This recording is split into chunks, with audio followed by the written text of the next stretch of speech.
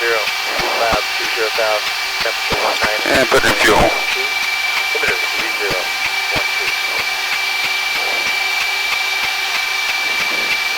Visual approach.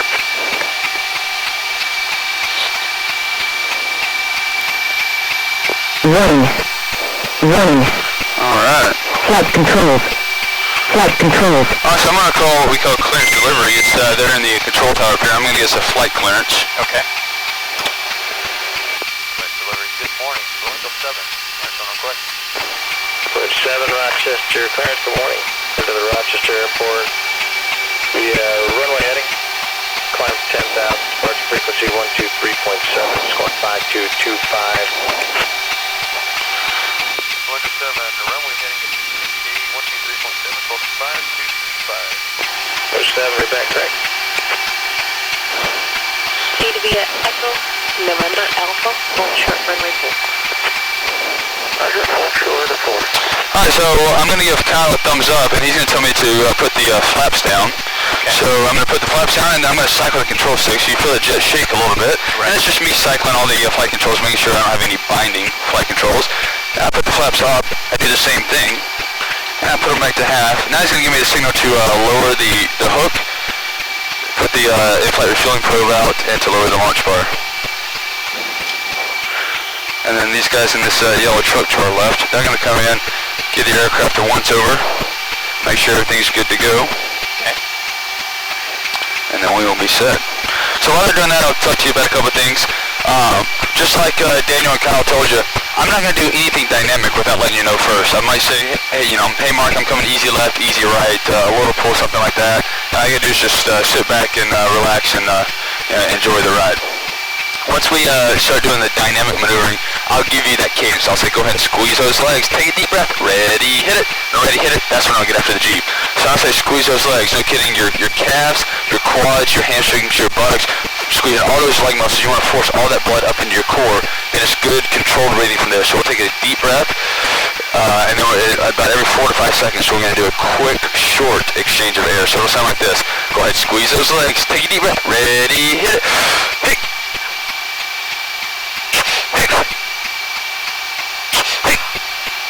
So when we're letting out that air, that K sound, you're just letting out a little bit and then sucking it right back in. Okay. So you don't want to let out all your air, and you also don't want to hold your breath the whole time. Make sense? Yep. All right.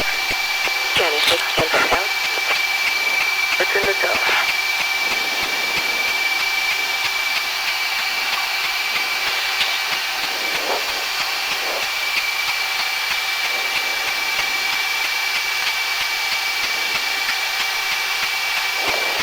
What's your call sign? Tess.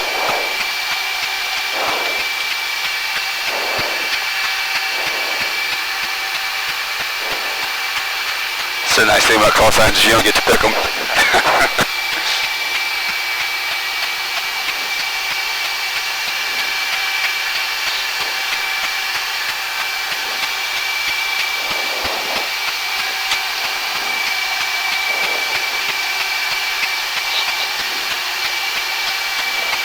So he's telling me to raise the hook, put the probe in, raise the launch bar, put the flaps back to half. So I'll get back in the truck, move out of our way.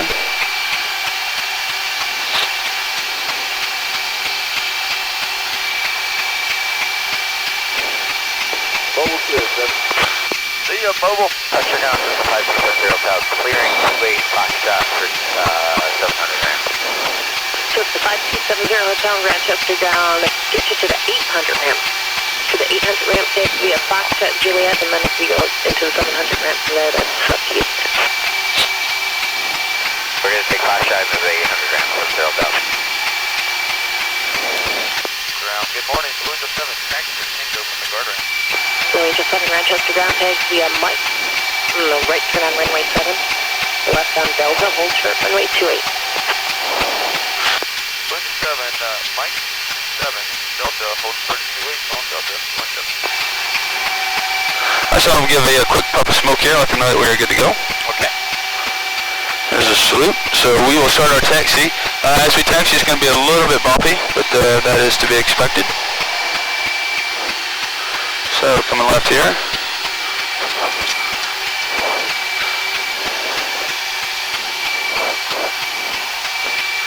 Alright. So we'll go ahead and head on out this way. So once we get clear for takeoff, I'm going to run up the power to 85%, make sure the engines are looking good. Then I'll go ahead and run her up to full military power, and I'll let off the brakes. That's going to be 10,700 pounds of thrust out of each engine. So we'll start to roll down the runway. Once the engines are nice and spooled up, I'll go ahead and select full afterburner at that point, and it's going to increase the thrust to 16,000 pounds of thrust out of each engine. So you'll feel that increase in acceleration as we go down the runway. Pass it through about 150 knots. I'll slowly pull back on the stick and I'll fly us off the ground. And I'm going to level us off about 50 feet and get the gear and flaps coming up, and we'll do what's called a low transition, where we just level off at 50 feet, heading down towards the end of the runway.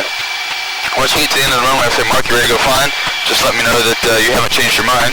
Okay. And I'll say, all right, go ahead, squeeze those legs, take a deep breath, ready, hit it. No, ready, hit it. I'll pull back on the stick, and then you're going to feel like the nose is coming almost straight up. It'll be a quick spike to about 5 Gs, and then it's the Gs are going to relax. So, again, that only lasts for about 1 second, and then we'll be climbing away. Blue Angel Flight across runway 28. Taxi at Delta Charlie to runway 22. Pretty day for flying. Oh, it's a beautiful day for flying. All right, Mark, I'm going to run through the takeoff checklist. Nothing you need to do until the very end, and that's when I'll ask you to arm up your seat. Okay. All right, controls are free, clear, and correct. We just run a rear cans down on the right, then on the left, handle stowed lights out, trim set 12, 30, 30, 30, 4 up, 5-star half, hook is up, harness is connected, warning lights are out, rad out is coming on right now, set at 40 feet, visual steering's in low. Vehicle off to your left side on runway 28 is going to begin way to you.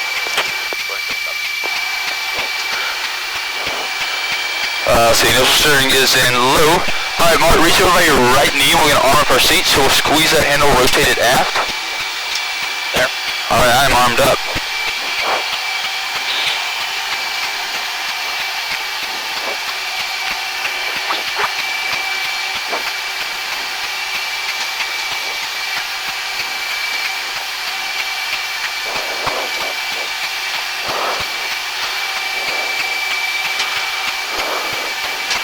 All right, Mark, you all set?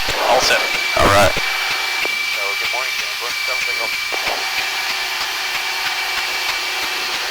Navy Blue Angel 7, Rochester Tower, wind calm, altimeter 3012. Runway 22, clear for takeoff, change to departure.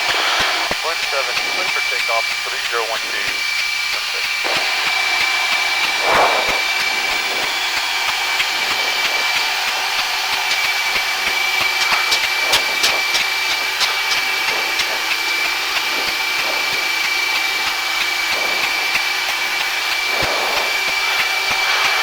Alright, see, tech and radar, IFF canopy, INS taxi light.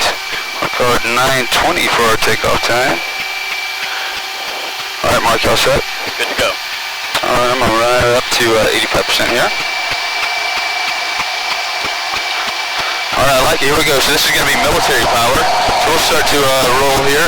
Engine's looking good, so here comes afterburner. Then you can feel that increase in acceleration there.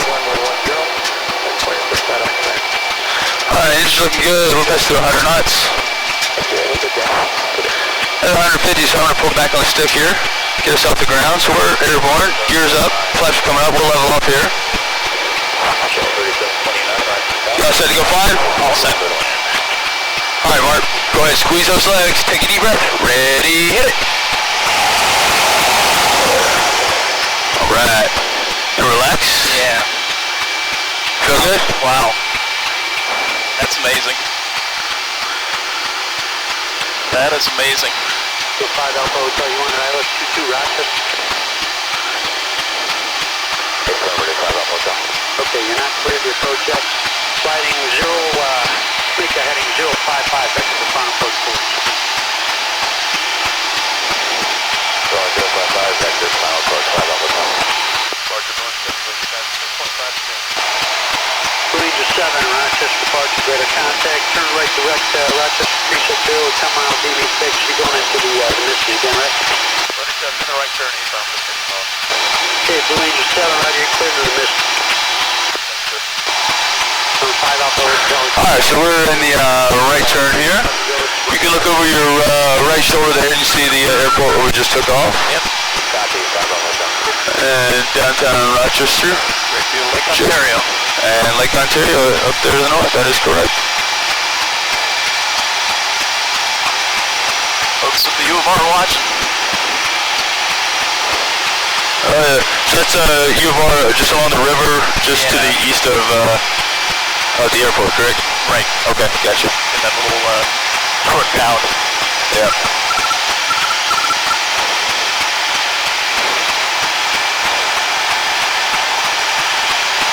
Alright, so we're going to level off here at 10,000 feet. If you look at the navigation screen, the screen up at the top left, Okay. you see the number in the box in the top left, the 334? 335? Yeah. Okay, that's our airspeed, and then the number on the box on the top right is our altitude, so we're at 10,000 feet right now. Okay. And it's all with nautical miles, right? That is correct, absolutely. So that's what I'm looking at on the left. On the right is our radar. Right now there's no one on radar, nobody flying out there in front of us, so that's good. And then I'm looking at the navigation screen in between your knees. So right there in the middle, you see the airplane symbol? Yep. To the left of that 404T, that's our true airspeed. And on the right, 402G, that's our ground speed. So right now we're going 403 knots over the ground. And again, that's, like you said, nautical miles per hour. So that's the equivalent of probably 470 miles per hour. So we're moving at a pretty good clip here. Yep. As you say, it doesn't take long to get to the border of the lake here at that speed. Didn't realize you needed to refuel every hour or so. Well, it just depends on how fast you're going and how high you are. You know, the higher you go, the better gas mileage you get.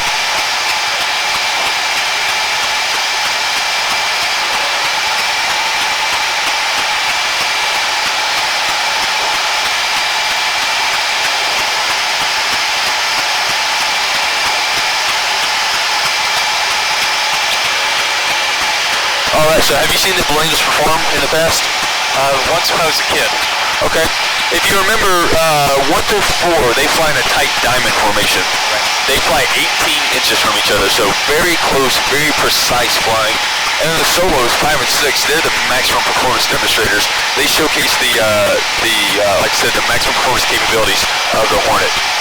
So when 1 through 4 are flying in that tight diamond formation, again 18 inches, when Boss is flying in the lead aircraft, he can't move his aircraft without talking to his wingman first, or else they have a good possibility of hitting each other. Just 18 inches isn't very much room. So whenever he wants to move his aircraft, he'll say, coming right, and then he'll do a nice easy right turn, or coming left, coming back, you know, he's coming back to the left. Or he may say a little pull, or a little drive, he's going to push forward on the stick. So he is always talking to his wingman. So the first maneuver that I'll demonstrate to you is what we call the diamond roll. That's when all 4 of them are together, they do a nice easy roll over the aircraft. So picture us in Blue Angel number 1, number 2 on our right wing, number 3 on the left wing, and number 4 in the slot position back behind us. So we're flying 18 inches from each other. So it'll be a nice, graceful, easy roll. And then we're going to pull no more than 2 Gs in this maneuver, so you can just sit back and relax. Sound good? Sounds good. All right, I'm going to lower the nose here. Then we're going to descend down. Coming easy, right?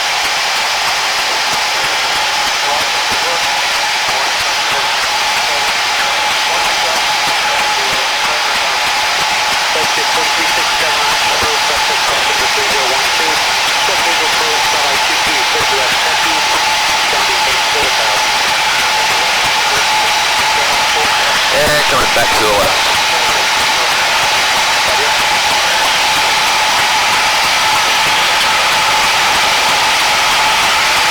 Altitude. Altitude.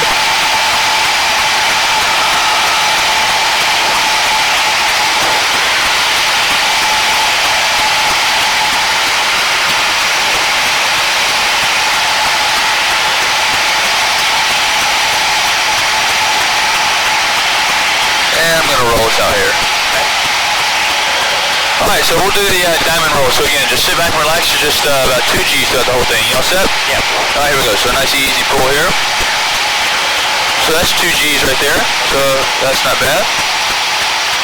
Coming left.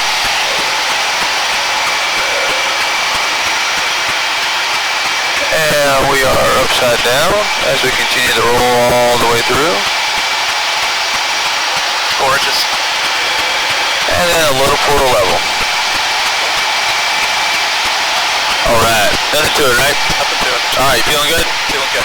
Alright, Mark, do me a favor, look out at the right wing over there. Yep. See how those leading edge panels are in line with the rest of the wing? Yep. Alright, keep that sight picture in mind. I'm going to have you look out there again in just a minute. Alright, so what I'm going to do is I'm going to showcase the slow speed handling characteristics of the Hornet. That's one of the biggest advantages that we have over other tactical aircraft, is our ability to fly slow and still maneuver the aircraft. So I'm going to use this left turn to help get us slowed down. And also, as we get slowed down, the jet's going to kind of rumble a little bit. You can kind of feel it rumbling a little bit as we get slowed down here. And also, you're going to feel that the nose of the aircraft is also going to raise up a little bit. It's going to feel like we're in a climb, but I'll have you look at the altitude and see that we're maintaining a constant altitude. Yep.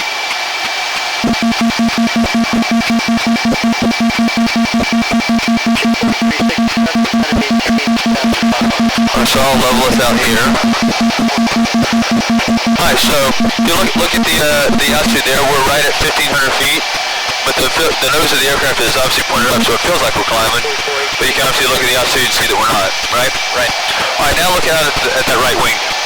See those panels now are down into the wind? Yep. So those are the leading edge flaps. They're extended down into the wind. That helps keep the airflow smooth over the wings to help us give our slow speed handling characteristics. So we can come to the left. Nice and slow. Look at our speed in between your legs, 133 knots. Remember we were going 400 something earlier? Yep. So back to the right here.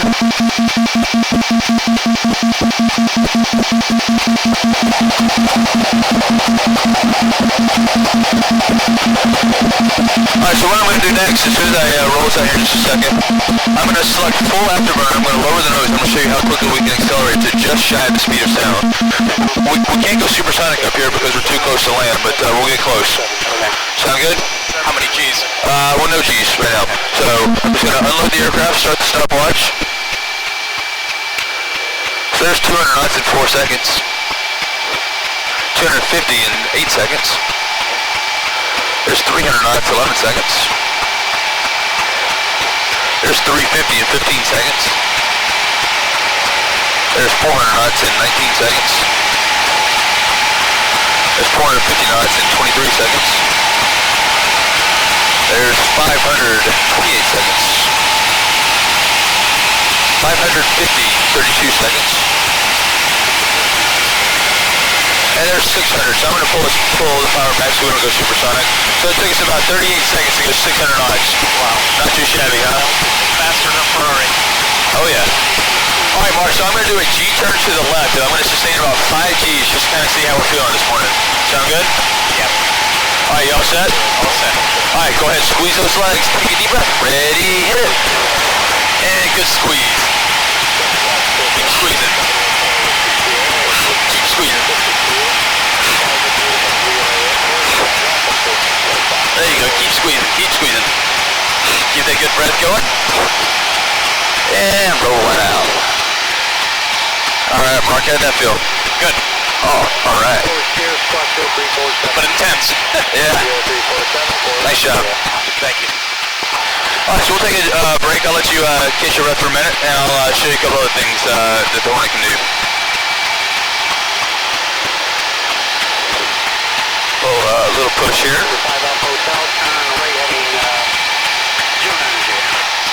Alright, so I'm going to show you the rapid roll rate. I'm going to show you how quickly we can do an aileron roll. When I say ready, hit it, I'm going to throw the stick full to the left.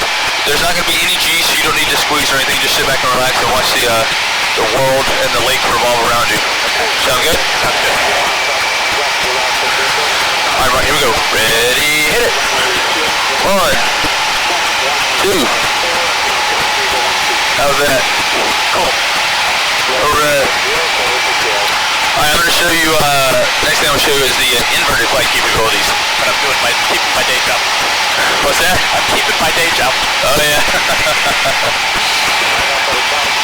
Well, I might come to you looking for a day job one of these days. Anytime. I might need to come get an MBA or something. Anytime. We'd love to have you. All right, so I'm gonna turn us back to the left so we can head to the east, and I'm gonna roll us upside down and show you what it's like to fly upside down. So think back to your days playing on the playground in school, and you were hanging upside down on the monkey bars. Remember all that blood kind of rushed to your head? You remember that? Well, the same thing's gonna happen here when we're upside down. That blood's just gonna kind of pull up in our head. There's nothing you can do about it. You don't squeeze it out or anything like that. You just kind of let that blood sit up there in your head. So while we're upside down, we'll kind of look around a little bit, and then I'm gonna say push it forward, and I'm gonna climb while we're upside down, and we're really gonna increase those negative G's, and you're really gonna feel like your face is gonna explode.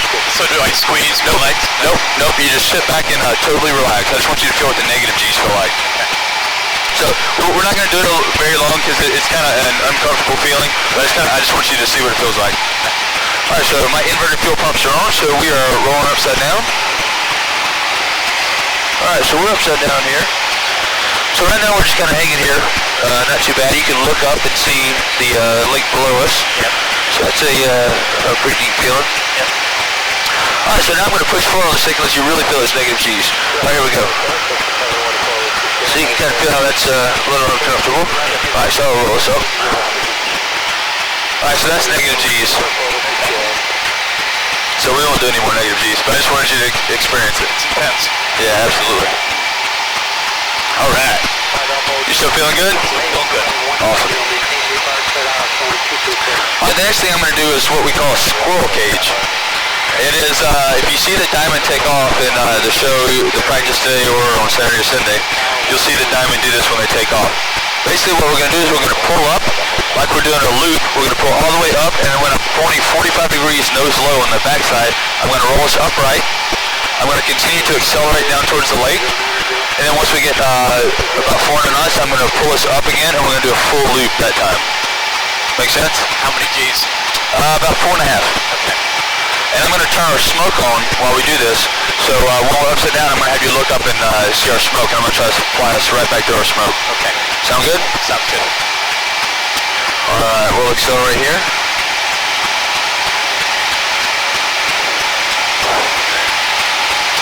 All right, there's 400 knots. Smoke is on. Go ahead, squeeze those legs. Take a deep breath. Ready, hit it.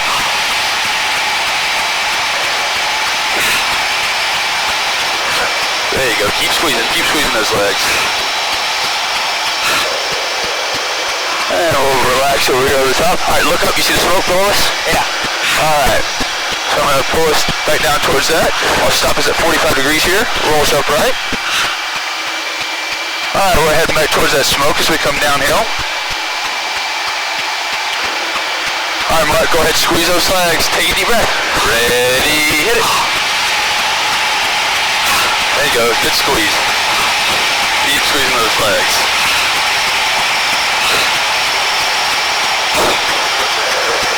Nice job. All right, you can relax as we go over the top here.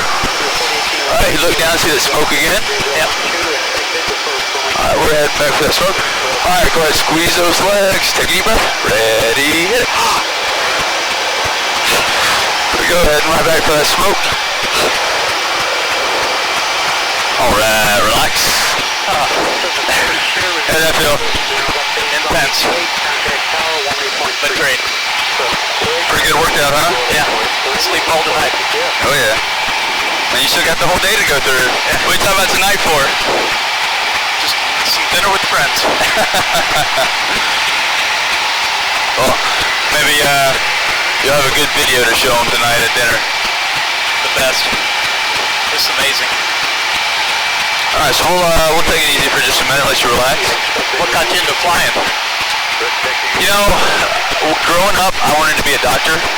I was all set to go to medical school, and that was what I was going to do. And then when I was in high school, and obviously I had seen the Blinders perform when I was a kid. We used to vacation down in Pensacola, and I thought that was the coolest thing ever. But I never really thought that I would do that. So I saw a recruiter came to my high school and started talking about, the military, and he mentioned the Naval Academy. And I didn't know anything about the Naval Academy. And so I looked into it, and I started reading information about it, and the more I read into it, I was like, man, this is a great opportunity. This is something that I really want to do. So I, started my application for the Naval Academy, and went through all the procedures to make that happen. And I was fortunate enough to get accepted to the Naval Academy, and I went back in 1998. That's when I checked into the Naval Academy. And once I got there, I knew I wanted to fly. It was just, aviation just always interested me, and I just thought it would be an amazing experience, an amazing opportunity, and a great way to serve my country.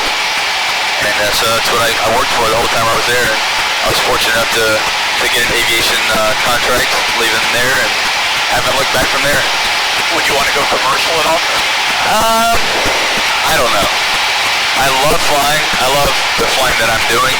I don't know if I'd want to do commercial or not. I don't know. If that opportunity presents itself at some point in the future, well, we'll see. But right now, I don't think so. But I'm not going to burn any bridges, obviously. Yeah, I wanted to go to medical school too, and I started college and then changed my mind. Yeah. Life takes its twists and turns. Absolutely, sure does. So those over there at about 2 o'clock or so, you can see those hills, I guess mountains in the distance. Yep. Is that the Adirondacks, or? No, the Adirondacks are further to the east. These are just some lower hills around the Finger Lakes. Oh, okay, gotcha. Have you served overseas at all? I have. I've been to Iraq and Afghanistan twice. I was on the USS Enterprise in 2006 and 2007 is when I went overseas. What was that like? It was, life of a carrier can kind of get dull after a while, as you can imagine, but it was great working with the guys on the ground. We'd be overhead, at 20,000 feet or so, talking to the guys on the ground, and down there, they're sleeping in tents, and there's guys looking for them, trying to kill them and stuff like that. And, anything you can do to help those guys, just makes you feel good. So yeah, it was a great experience. Really enjoyed it. I have a good friend, former student that flew for the Black Lions. Okay. Yep. I think F-16s.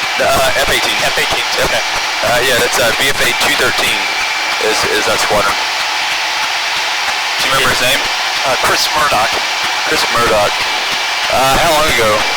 Oh, this would have been about 15 years ago. Oh, okay. That name sounds familiar, but I think it was on the Enterprise too. Yeah, it's a little bit before my time. And on the America, maybe? Okay. 24018 to 718 Good view of Canada too. Yep. 2500 Yeah, I guess Trenton is just right over that way. That's the biggest city right across the lake there. Yeah. Pretty place to go to if you ever get a chance. Oh, really? Yeah. So, would you take a ferry across, or would you drive the long way around? We had some alums start a fast ferry, but it didn't make it, and so you got to drive or fly. Oh, wow. It's a 3-hour drive. So, do you go through Buffalo and around, or do you go the other way? Buffalo and around. Okay. You can do it the other way, but it's about 2 hours longer. Oh, okay, gotcha. I guess about 2 minutes to go across it.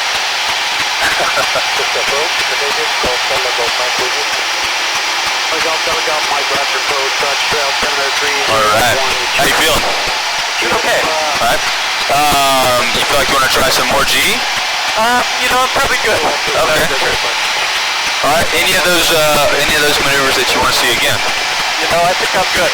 Had a trip of a lifetime. Don't want to overdo it. Alright.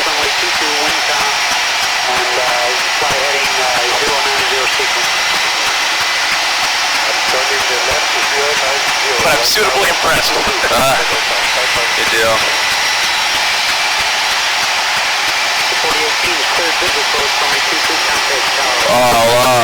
Let's see here. We can fly along the coast over here for a minute. Okay. Where do you want to end up in terms of places to live? You know, my wife and I talk about that all the time, and we're not really sure. We think we're both from Birmingham, so we think we want to stay in the southeast. But where that is exactly, I don't know. We talked about Charlotte, maybe Nashville. Probably won't go back to Birmingham, but it'd be nice to stay close enough to, you know, at least be able to see family on occasion. You guys have any kids yet? No, no kids. No kids yet. What does she do? Well, right now she's getting her master's in global business management from the University of Alabama, and she is looking for a job. Her background is in human resources, so she's right now down in Pensacola, the job market is just not that good.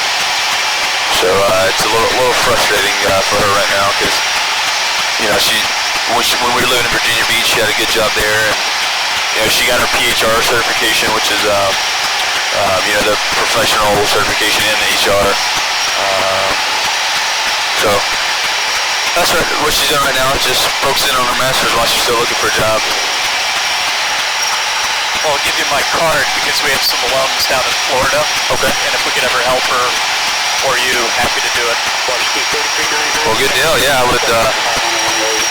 Yeah, if you know any contacts down there that live in the Pensacola area that are looking for a very smart, talented worker, should be happy to give them a call. That's for sure. Yeah, a lot of Rochester folks end up with Florida as a second home or retiring there.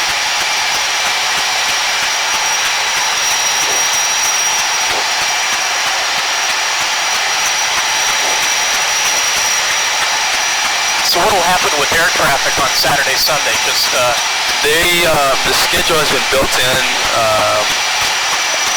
Throughout the air show, they have small little windows where either an arrival or departure can take place. While one of the performers is flying, the airport is shut down. But as soon as you know, somebody lands, they'll leave it open for 5 minutes, let some commercial traffic come in and out, and then they'll close it back down. But that schedule has been worked out, you know, months ago, so they all know. And in fact, there was a commercial airliner that came in yesterday while we were flying, and we were in the middle of flying, and that commercial airliner knew it, so they told them, you know, they diverted them to Buffalo.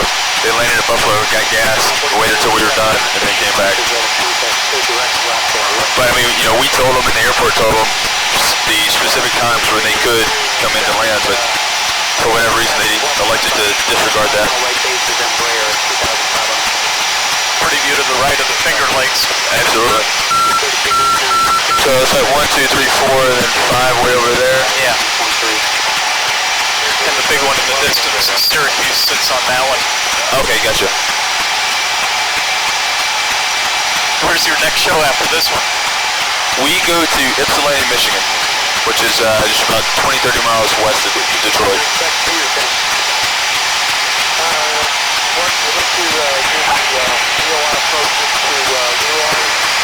And you get a chance to go back home in between? We will go right to Pensacola Sunday night, and then we'll have Monday off, and then Tuesday I will get up and fly up to Michigan, and then the rest of the team will join me on Wednesday.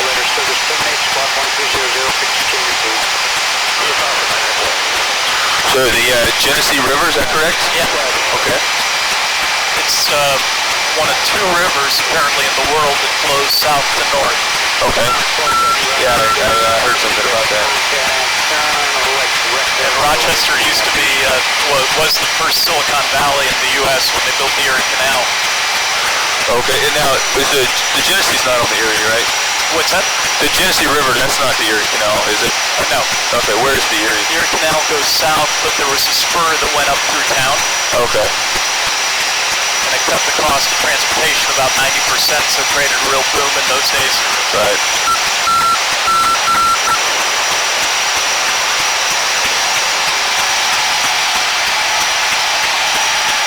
How long does it take you to get in shape so you don't have to wear a G-suit? Well, I mean, you know, I've been flying and pulling G's for 9 years, so, you know, my body is used to it. This is the Blue Angels is the only organization that flies without G suits. So, you know, my first 8.5 years of flying, you know, I was wearing G suits. So we go out to Lemoore, California to the centrifuge, and we do G training without the G suit in a environment where you're not going to crash an airplane, and learn to pull G's without it. So once you get used to it, it's not that bad, but a little eye-opening the first time. What's the most you've ever done? Without a G suit, about 7 or so. That's about the most that you can get out of one of these airplanes, which is obviously a lot of G. All right, so Mark, so you can see the airport down at our left, about 8:30 or so. Once we come back, were you outside when Mike and I came in to land? Yeah. All right, so we'll come in for the break just like we did with him. So obviously we'll continue to relax until we get there. Once we get to the airport, we'll come in for the break. And it's just going to be like, just like you saw, I'm going to roll it to a 90-degree angle bank, and most likely they're going to tell me to go to the right again like I did with him. So it'll be a good, I'll just roll us up into a 90-degree angle bank like this, and then I'll pull straight across the horizon. And we'll use that to get slowed down so I can drop the gear. Sound like a good plan? Good plan. 10-6-7 Raptors approach, Rochester, approaching the 3012, calling big approach, runway 22, do you have Tango? Yeah, Tango, plan visual 22, any chance landing on 10? That's not going to work. Tug off, Mike, turn right at 110 when you're able by On the other side of the lake, to the eastern side of Thousand Islands. Oh yeah? Yeah, great place to go away too. 125 Nice. Rochester approach. Connor 1270, Connor KX Cleveland, John 125.2. Tug off, Mike, 10 maintain 2,500 when you're able by the place. Go back to 7,500 with a 5.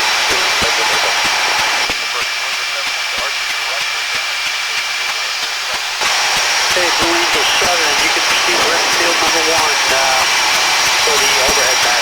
1106, open to 3012.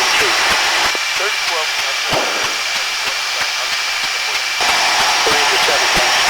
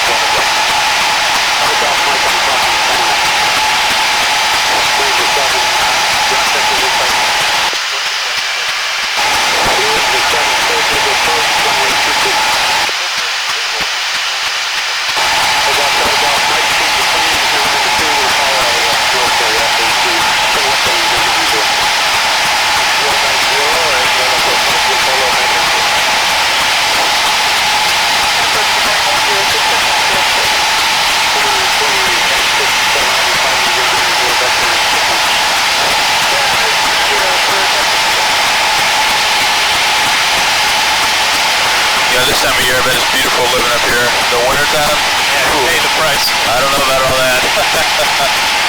You pay the price. But it's good skiing. Yeah. Where do you go skiing? Just half an hour south of town. It's not like Utah or Denver.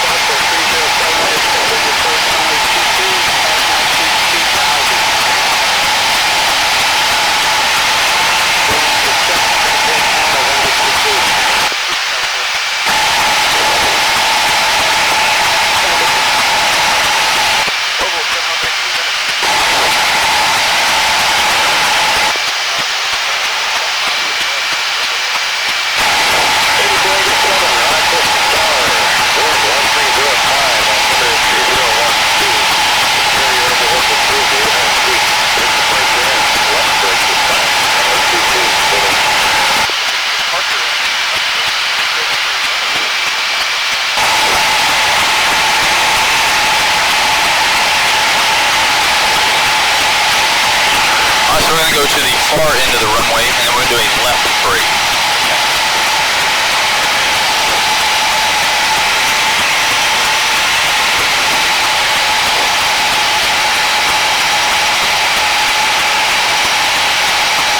Warning. Warning. Warning. Warning.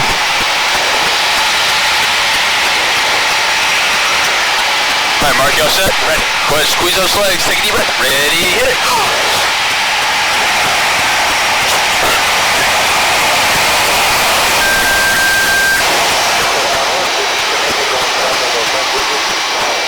All right, Mark, how that feel? All right. Intense. Continue runway 22. They're very silent, though. On the left down. Follow an F18, but we have a Going to 7, right today. Runway 22.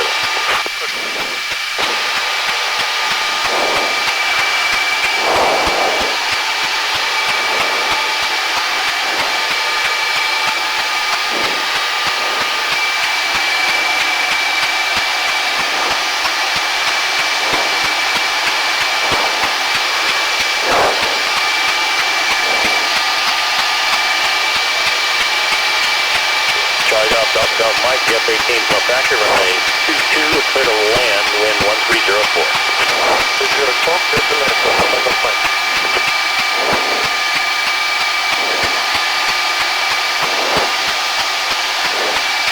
Warning. Warning. Warning. Warning. All right. All right. Right back where we started. Home sweet home. Well, Marge, have a good time? Had a wonderful time, Dave. Awesome. Thanks for the flying. Absolutely. My pleasure.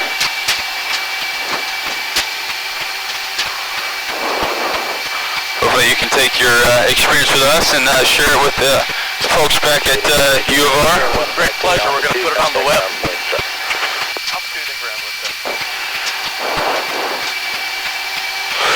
All right, Mark, do me a favor, reach over by your right knee, and let's safe up our seat, so we'll squeeze it, rotate it forward. By my right knee? By your right knee on the outside of your right knee. Okay. That same handle that you used to arm it, now remember you squeeze that lever on the outside, rotate it forward. Got it. All right, so you're safed up? Yep. Okay, perfect. If you would just stay strapped in, once we get back to park, Kyle will climb up and help you get out. Sounds good. You get the afternoon off today? No. Taxi Alpha, November, Echo, Delta, to the ramp. That was amazing. 5Gs on that last one. When we came into land? Yeah. That was 6.9. Wow. Yeah. Get you a little more. I had to get you on up there so you could experience it. Uniforms current altimeter 3012. Succeeded. Well, you succeeded. You did a great job back there. Well, the training helps. But I am keeping the day job. So. Oh, yeah. Thanks for the service to our country. Well, we appreciate all the support. You know, it's there's a lot of men and women out there that are serving overseas that you know rarely get the thanks that they deserve. So we appreciate all the support. Take it for granted too often, unfortunately. Well, you know, and that's one of the things that we do is, you know, we bring the Navy Marine Corps to your backyard so that, you know, people are reminded, you know, what the Navy Marine Corps do on a daily basis, because, you know, being overseas, like you said, you know, people kind of forget that they're over there because they don't see them on a daily basis. So that's, you know, one thing we try to do is kind of educate the American public on what the Navy Marine Corps do on a daily basis. The two soloists that do the knife edge maneuver, how much training do you need before you can do that live? All the demonstration pilots do 120 training flights before they ever do a public demonstration. So we do the bulk of that out in El Centro, California. There's a base out there that's right in the middle of the desert, nothing around except for blue sky and sand. So it's great for flying out there. And how close do you get to one another? 18 inches. Oh, no, the two soloists don't get 18 inches. when they're doing their high-speed passes. But when the Diamond's flying, they're 18 inches. The guys, the solos, when they're doing their high-speed passes. F18 comes in here, and we'd like to have them come up golf to God will farm. And my oldest son was saying that the group is named after a bar in New York City. Yeah, that's what I heard.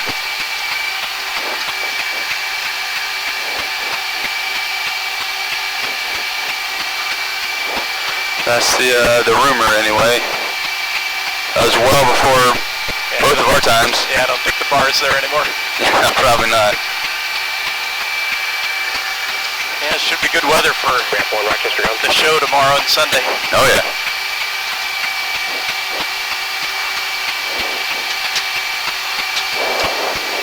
How much does one of these cost?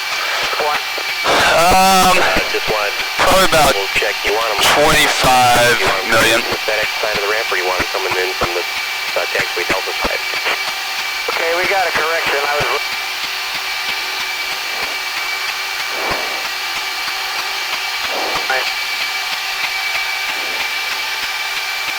And much else different between the two-seater and the one-seater? About 800 pounds of gas. That's about it.